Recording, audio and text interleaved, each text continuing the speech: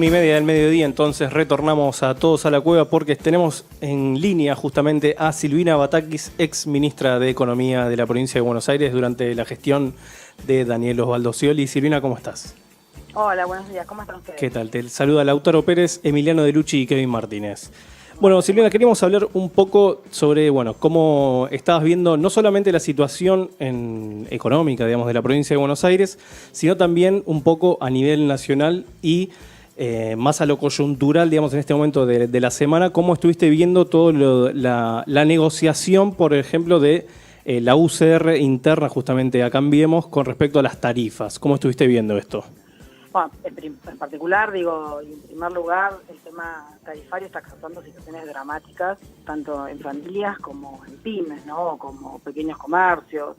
Uno ve que han cerrado sus puertas un montón de locales, un montón de pequeñas y medianas empresas porque no pueden afrontar el pago.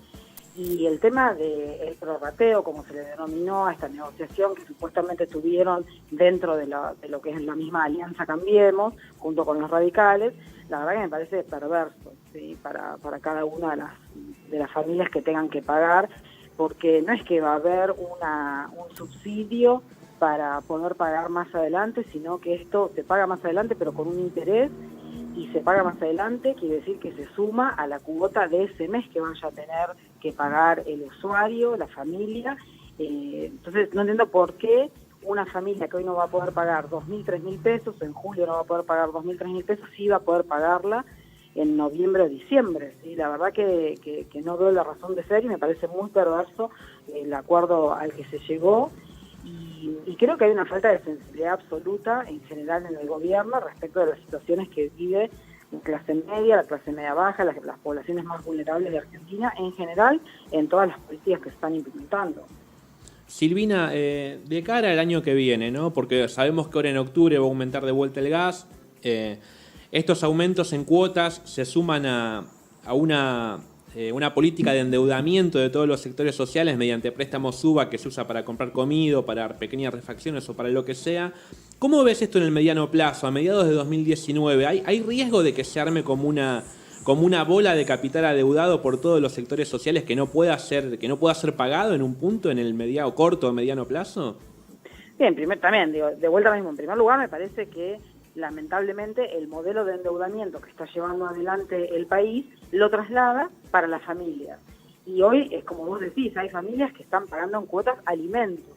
Digo, uno tiene que hacer que exista crédito, que este crédito se movilice, que tenga lugar en distintos territorios, que tenga una mirada territorial, pero una mirada productiva. La verdad que hoy las familias paguen o paguemos en cuotas los servicios públicos, que además son servicios públicos, por eso precisamente no le caben las reglas del mercado, que el gobierno quiere que le quepan, sino que además de eso se está pagando en cuotas los alimentos, o se paga en cuotas recargar la tarjeta SUBE para poder trasladarse de un lugar al otro, ¿sí?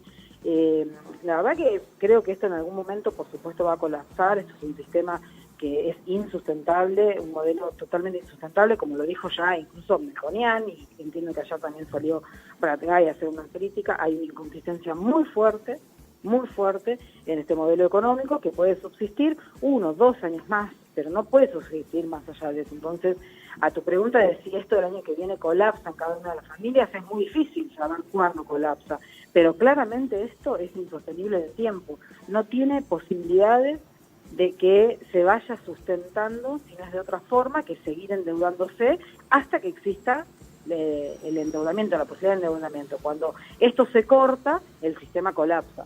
A nivel internacional hay crédito para que Argentina pueda tomar, por supuesto a tasas más caras, no solamente porque Estados Unidos está aumentando, está elevando de a poquito su tasa de interés de referencia, porque está atrayendo capitales, porque quiere localizar empresas, porque está teniendo un sistema más proteccionista del que tenía antes, porque siempre tuvieron un sistema proteccionista para generar puestos de trabajo, sino además porque Argentina va a tener que ir hacia otros prestadores de recursos, que son prestadores de recursos con menor calidad que prestan a más tasas. Entonces, mientras este sistema siga recibiendo el combustible, que es el endeudamiento, va a seguir andando. Pero todos creo que tenemos que saber que esto es insustentable y que en algún momento va a colapsar. En caso de que pierda las elecciones Cambiemos en 2019, ¿qué tipo de 2 o 3 ejes que tengan los equipos técnicos de la oposición, de Unidad Ciudadana o del campo nacional popular, digamos, para poder desandar esto? Porque estimo que va a ser complicado revertir esta situación en un 2019 con buena parte de la sociedad y el Estado endeudados.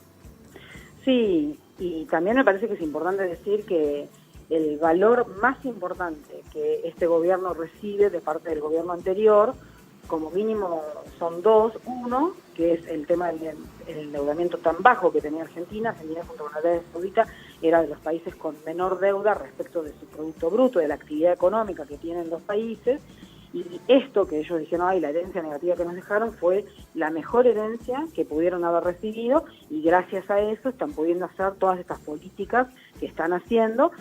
Y con esa crítica invisibilizan en realidad también de alguna forma otras cosas que están haciendo, por ejemplo, disminuir los impuestos a los sectores más concentrados de poder. Nosotros también tenemos que entender que están sucediendo estas cosas detrás de este gran esfuerzo que hacen por invisibilizarlas.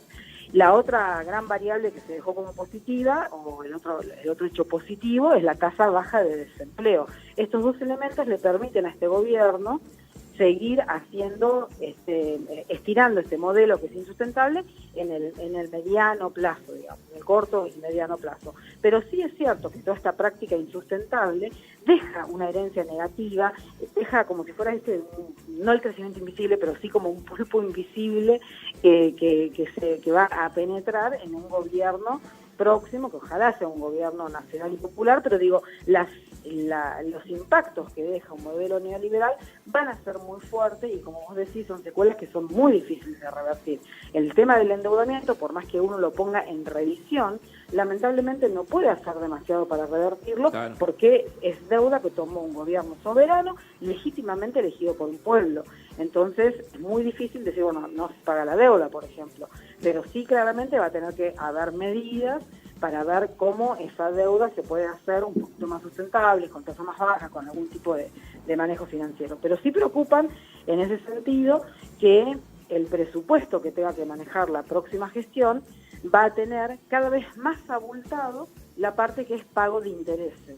Y cuando vos tenés recursos que están limitados, porque además de eso, lo que decíamos antes, se bajaron de varios impuestos en Argentina, entonces tenés menos recursos, los tenés que destinar al pago de la deuda y no, por ejemplo, a invertir en educación, en salud, en conectividad, en rutas, en diques, etcétera, etcétera. Entonces, la verdad que este neoliberalismo se cuela y no te permite que vos hagas las políticas que querés hacer. Pero por otra parte, también tenemos la reforma que tuvo lugar en diciembre del sistema previsional argentino, que deja un paquete de leyes y una estructura legal muy, muy compleja de abordar, junto con el decreto ley que pasó después por el Congreso de la Nación, pero que finalmente, en esta cosa de, bueno, nos levantamos y dejamos sin quórum, el decreto sigue vigente, más ahora la ley.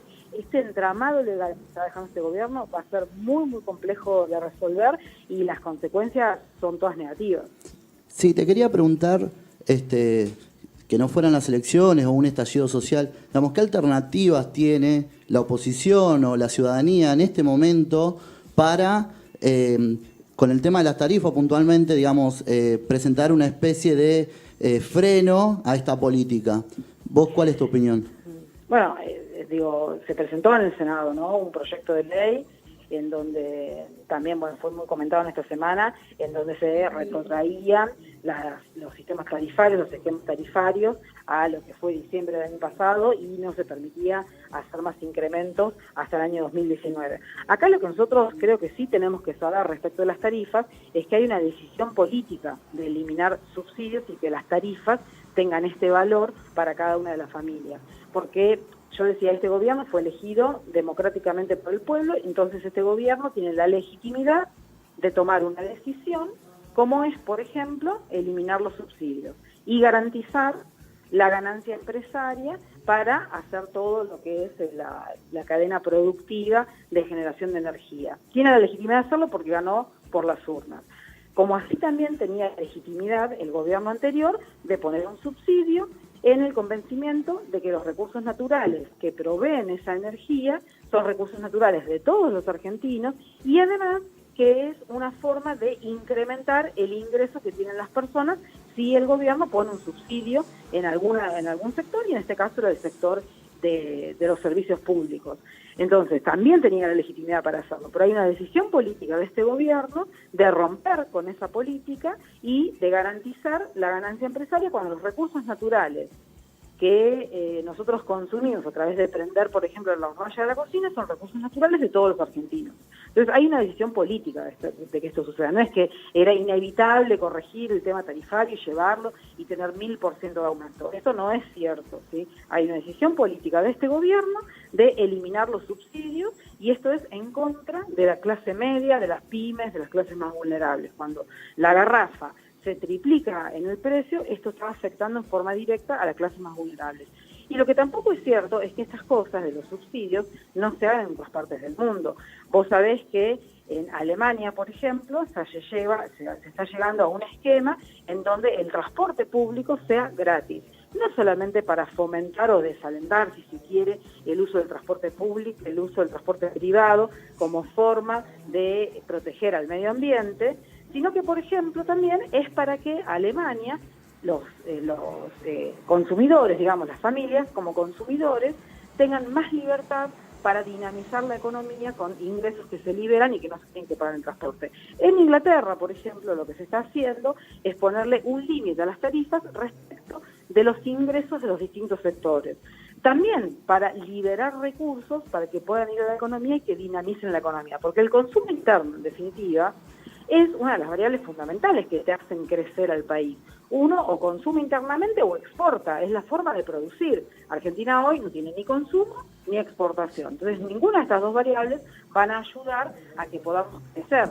Y encima tenemos paritarias, como la que se le ofreció a los docentes ayer, que fue más baja de lo que se había ofrecido antes. Van en 16 reuniones, y en estas 16 reuniones o se ofrece lo mismo o se hace una paritaria con una oferta que es peor que la que habían tenido anteriormente. Entonces, claramente hay una decisión del gobierno de bajar el consumo de las familias argentinas. Y esto no es otra cosa que pérdida de bienestar absoluto de las mayorías de un país. Pero es una decisión política, no es que hay errores y que no es que ellos no saben a qué vinieron, ¿sí? Hay una decisión política de que esto sea así. Silvina, como para ir cerrando ya, porque sabemos que estás bastante apretada de tiempo. No, por favor. Ante como mencionabas hace un rato, ¿no? Ante un proceso en el cual se va en vistas a un supuesto derrumbe económico o un derrumbe económico. En el caso de que tiene que saltar algún fusible, en ese caso saltaría el del ministro Duhovne. ¿Quién vendría, digamos, a solucionar entre comillas, ¿no? Dependiendo de dónde lo veamos, a solucionar o sacar del fuego las papas, más un Carlos Melconian o una Silvina Batakis en ese caso? No, Silvina Batakis seguro que no, porque estoy en desacuerdo con todo lo que están haciendo. Así que eso te lo firmo ya, te lo garantizo, y no podría creer que nadie que más o menos comulgue con el pensamiento que yo tengo pudiera estar en esa situación. Ahí lo que hay que tener en cuenta es que hoy la economía está dividida en muchos funcionarios, ¿sí? Desde la autoridad monetaria, en el Banco Central, el ministro de Hacienda en este caso, el de Finanzas, el de Producción, el de Energía. Cuando uno ve que la inflación sigue creciendo, tiene que ver mucho con estos precios regulados, que son los precios de los servicios públicos. O sea, buena parte de la inflación la está generando el ministro de Energía en Argentina. Entonces, hoy la economía está como muy atomizada, el manejo de la economía, la administración de la cosa pública a través de la economía, está como muy atomizada en muchos ministros.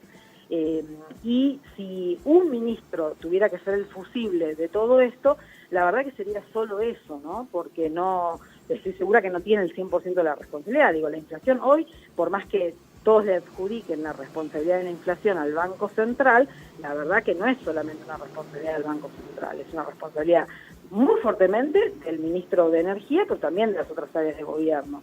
Y después, para responder a tu pregunta, no importa cuál sea el nombre, porque ellos saben lo que quieren hacer.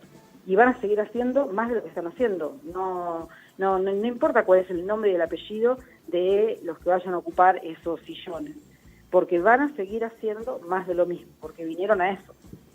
Bueno, Silvina, te agradecemos entonces estos minutos de comunicación con nosotros.